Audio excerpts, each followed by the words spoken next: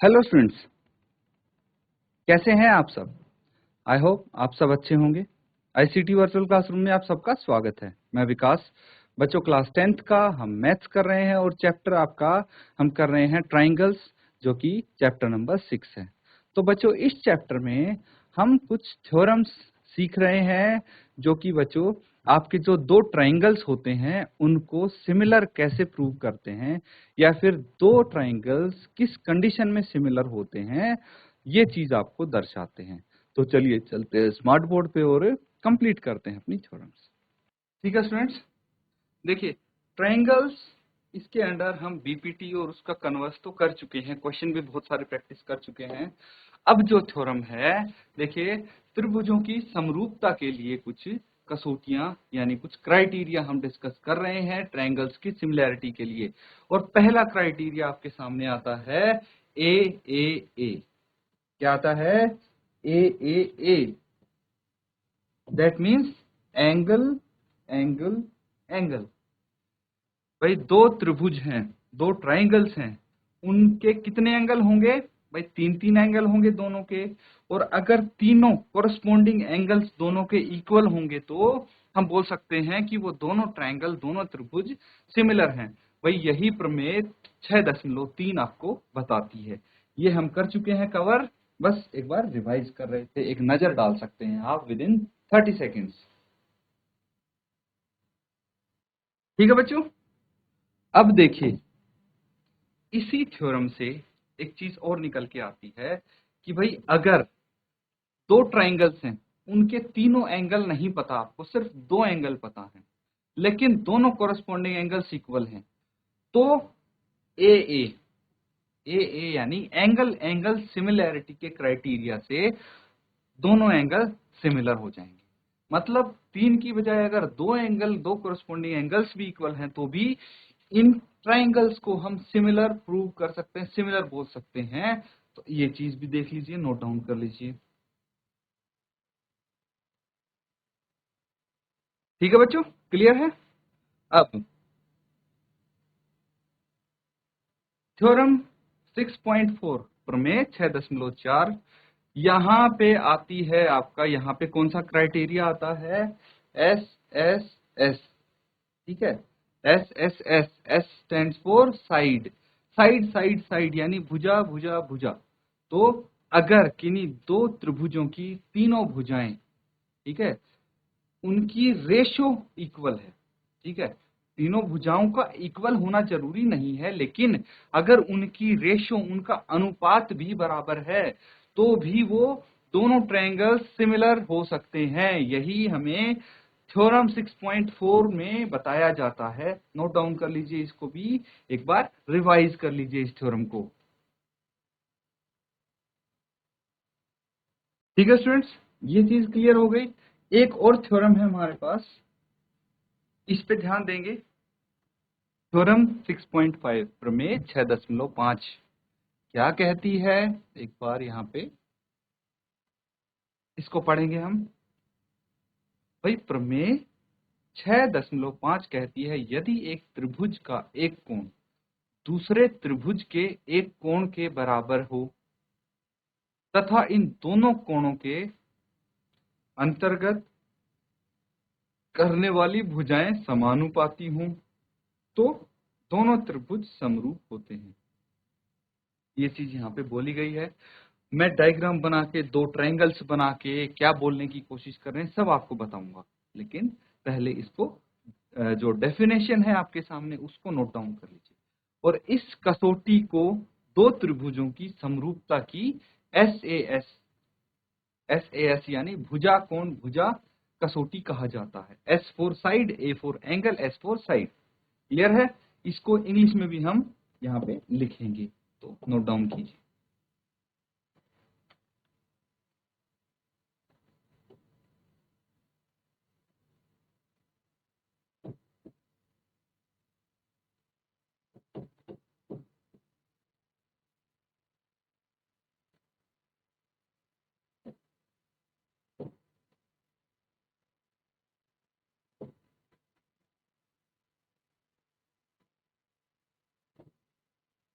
If one angle of a triangle is equal, साथ साथ note कर सकते हैं बच्चों आप, is equal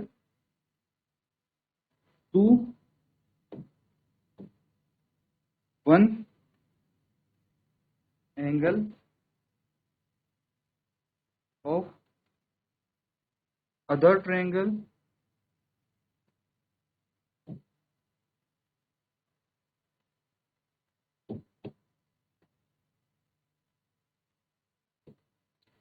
and the side and the sides including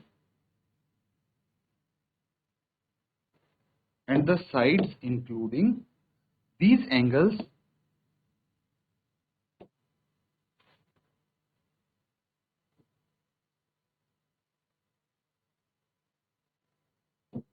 are proportional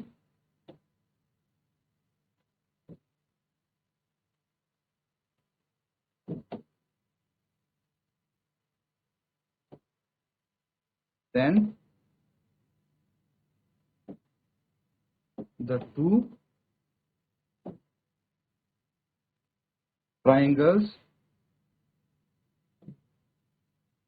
two triangles are similar.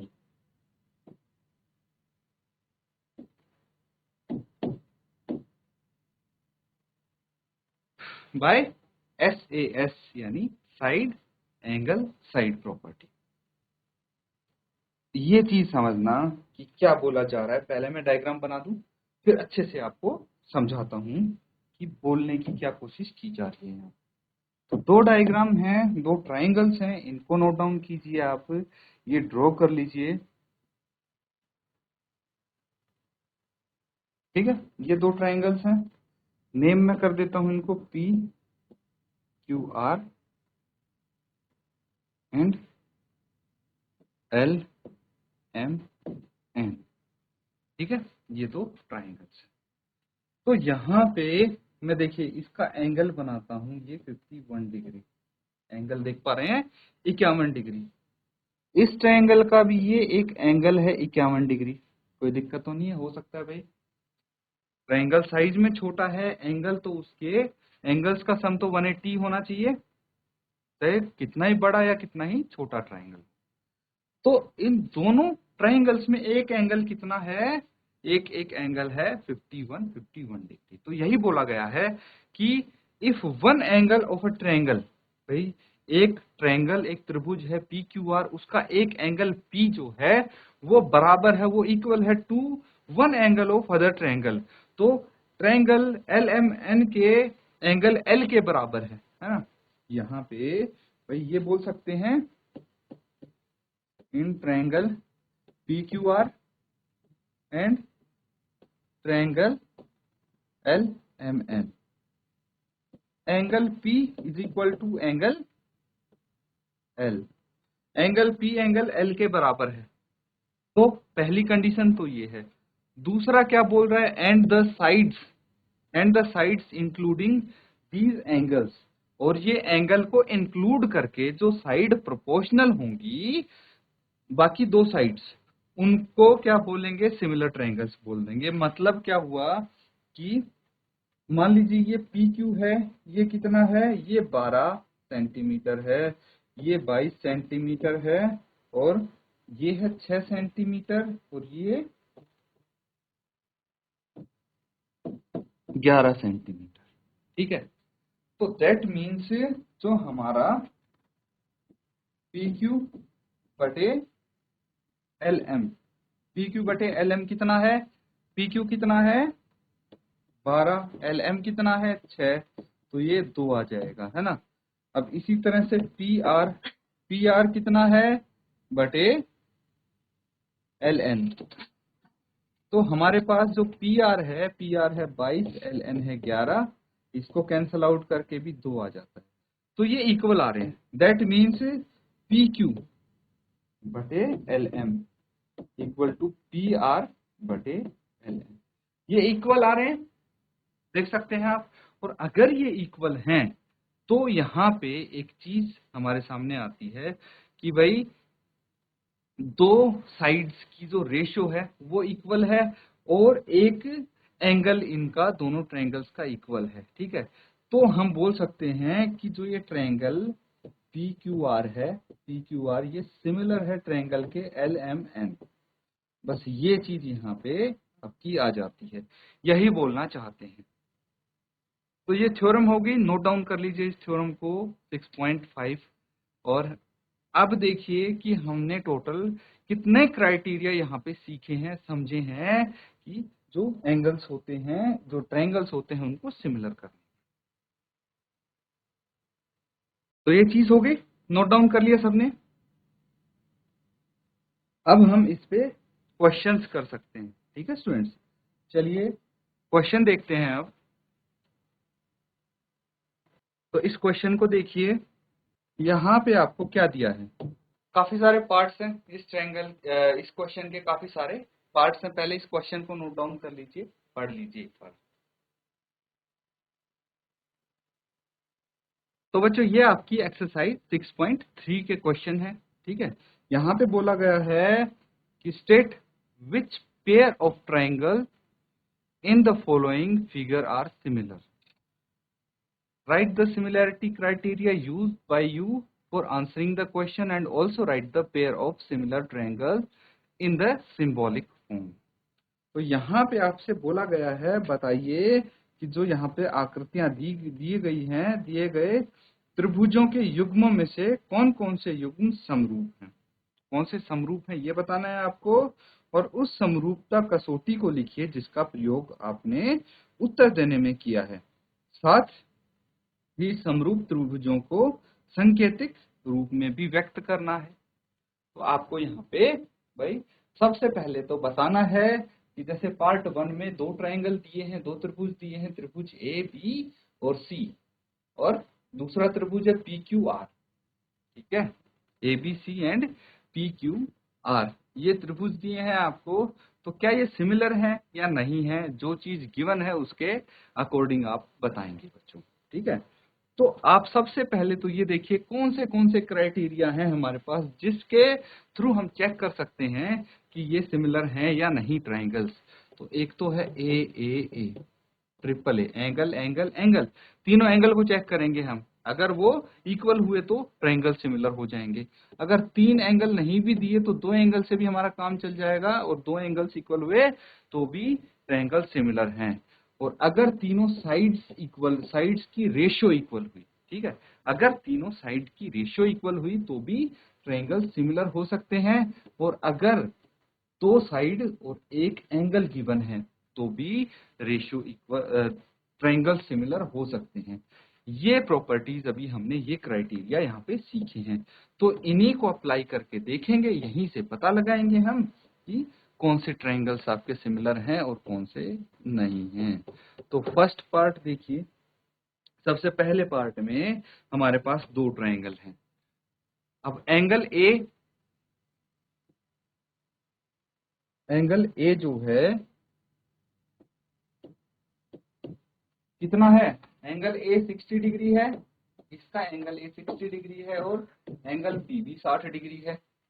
Angle A angle P के equal हो जाएगा जो कि 60 डिग्री है कि नहीं, दोनों 60 डिग्री है। अब दूसरा देखिए, दूसरा angle B, angle B 80 degree है, तो एंगल क्यू भी क्या हो गया, 80 डिग्री हो गया, दोनों इक्वल हैं। फिर एंगल सी और एंगल आर ये दोनों 40 डिग्री हैं। तो देखिए हमारे पास तीनों जो पेयर ऑफ एंगल हैं वो इक्वल है ना, कॉरस्पॉन्डिंग एंगल्स इक्वल हैं इसके। अगर ये इक्वल हुए तो हम बोल सकते हैं कि यस, हाँ, ये जो ट्रायंगल्स हैं ये सिमिलर हैं, ठीक है। इसका आंसर यस होगा, because these two triangles are similar. अब इनको हमें सिंबॉलिक फॉर्म में लिखना है, ठीक है, जो ये पेयर हैं इनको ट्रायंगल्स को सिंबॉलिक फॉर्म में लिखना है। तो आप लिखेंगे triangle A B C similar, ऐसे लिखते हैं हम, सिमिलर का सिंबल ऐसे होता है, to triangle P Q R. भाई triangle A B C similar है ट्रायंगल पी क्यू आर के by A A A, angle angle angle similarity, ये आप लिख देंगे बच्चों, ठीक है। इस तरह से कर सकते हैं इन क्वेश्चंस को, है ना। दूसरा पार्ट देखिए, जो इसका सेकंड पार्ट है।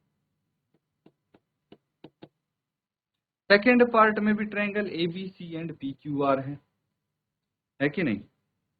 तो in triangle ABC and triangle PQR, दोनों ट्रायंगल देखते हैं। ट्रायंगल एबीसी और पीक्यूआर में साइड्स गिवन है इनकी, ठीक है।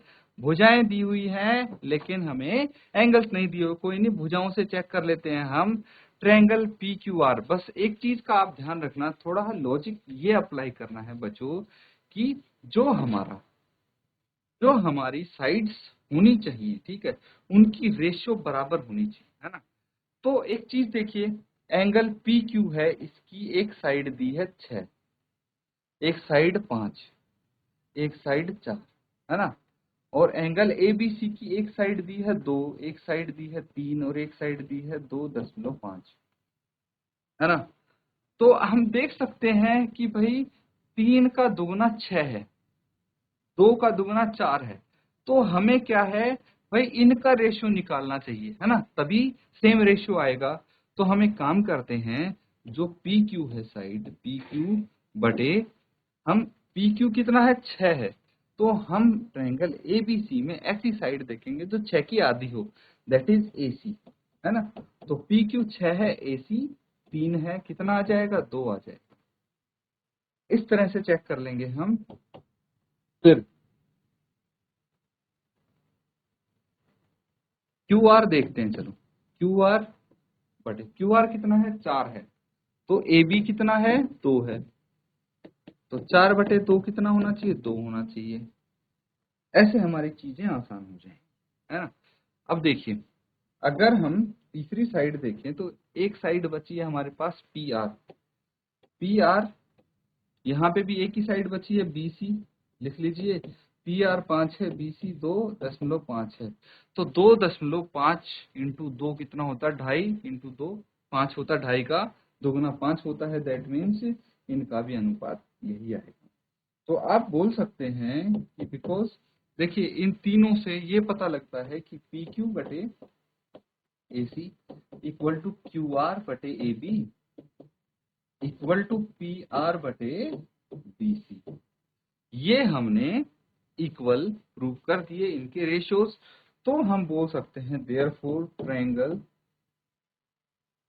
ABC similar to triangle PQR, ABC similar है ट्रायंगल PQR, कौन सी प्रॉपर्टी से, by SSS similarity, side similarity से ये। तो ये पार्ट 2 हो गया। पार्ट 3 देखिए, पार्ट 3 में हमें तीनों साइड्स नहीं दी हैं, ठीक है, 2 साइड्स दी हैं। तो चेक करेंगे तो देखिए एलपी कितना है 3 है और डीएफ कितना है 6 है ना। तो डीएफ बटे एलपी अगर हम करेंगे कितना आ जाएगा 6/3, ये आ गया 2। लेकिन दूसरी साइड दी है डीई, तो डीई बटे एल एम अगर हम करेंगे तो ये कितना है 4/2.7, तो इनको कैंसिल आउट करके तो 2 नहीं आएगा, है ना। तो इनका रेशियो तो इक्वल नहीं हुआ, तो इसीलिए हम बोल सकते हैं कि ये सिमिलर नहीं है, नो, ये सिमिलर नहीं है, यहाँ पे आएगा यस दे आर सिमिलर। तो इस तरह से ये होंगे, नोट डाउन कर लीजिए इनको। फर्स्ट 3 पार्ट्स हम कर चुके हैं।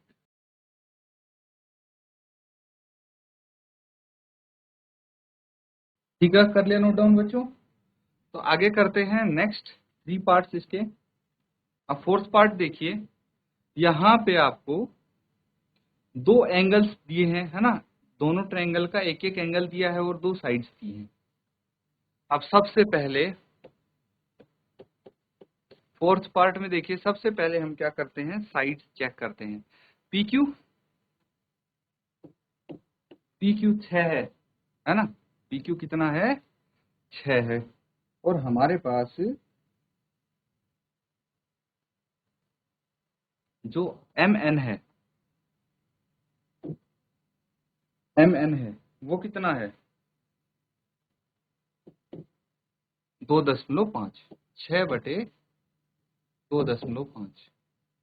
तो इसका कैंसल आउट करके 2 तो नहीं आएगा, जबकि हमारे पास जो QR है, QR/ML, इनको कैंसल आउट करके 2 आ रहा है ना, इनको कैंसल आउट करके 2 आ रहा है। तो यहाँ पे हम बोल सकते हैं कि भाई ये साइड्स इक्वल नहीं होंगी, PQ/MN नहीं होंगी इक्वल किसके, QR/MN। तो ये साइड्स इक्वल नहीं होंगी, तो ट्रायंगल भले ही इनके जो एंगल वो है वो इक्वल हैं, लेकिन साइड की रेशियो इक्वल नहीं है, इसलिए ये भी सिमिलर नहीं होंगे दोनों। ठीक है बच्चों, क्योंकि यहाँ पे आपका ये 2.5 है और ये 5 है ना, ये 6 है और ये 10 है।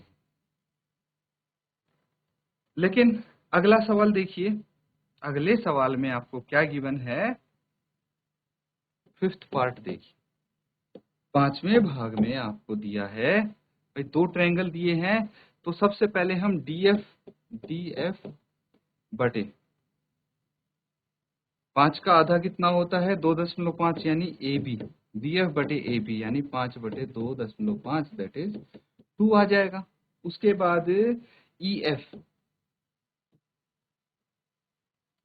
कर देते हैं, EF बटे BC, ये कितना आएगा, 6/3, ये भी 2 आएगा। तो देखिए यहाँ पे जो हमारे पास रेशियो है ना, वो तो इक्वल आ गई, और जो एंगल हैं वो भी क्या है, इक्वल हैं इनके, है ना, एंगल क्या है, वो भी इक्वल है। तो एंगल A जो है वो एंगल F के इक्वल है, जो कि है 80 डिग्री, है कि नहीं। तो अब बताइए क्या ये सिमिलर हैं दोनों ट्रायंगल्स या नहीं, ये आपको बताना है। तो बच्चों एक चीज हम देखेंगे कि ये जो 2 ट्रायंगल्स हैं ये आपके साइड की रेशियो इक्वल है, एंगल्स भी क्या हैं, इक्वल हैं, लेकिन जो इसके कॉरस्पॉन्डिंग एंगल्स हैं वो इक्वल नहीं है ना। अगर हमारे पास एंगल B इक्वल होता एंगल F के, एंगल B इक्वल होता है एंगल F के, तब हम बोल सकते थे ये सिमिलर है, लेकिन इस कंडीशन में ये सिमिलर नहीं है, तो ये भी सिमिलर नहीं होंगे। जो पार्ट 6 है उसको आप यहाँ पे होमवर्क में करेंगे बच्चों, नोट डाउन कर लीजिए इसको। तो बच्चों यहाँ पे हमने कुछ क्वेश्चंस किए हैं, ठीक है, तो आपको क्राइटेरिया अच्छे से समझ में आ गए होंगे। बाकी कुछ और क्वेश्चन प्रैक्टिस करेंगे तो और अच्छे से आपको समझ में आ जाएंगे, लेकिन बेसिक चीजें क्राइटेरिया के बारे में आपको अब तक क्लियर हो जानी चाहिए। तो इनको प्रैक्टिस कीजिए बच्चों। इसी के साथ आज का सेशन यहाँ पे एंड करेंगे। Thank you and have a nice day.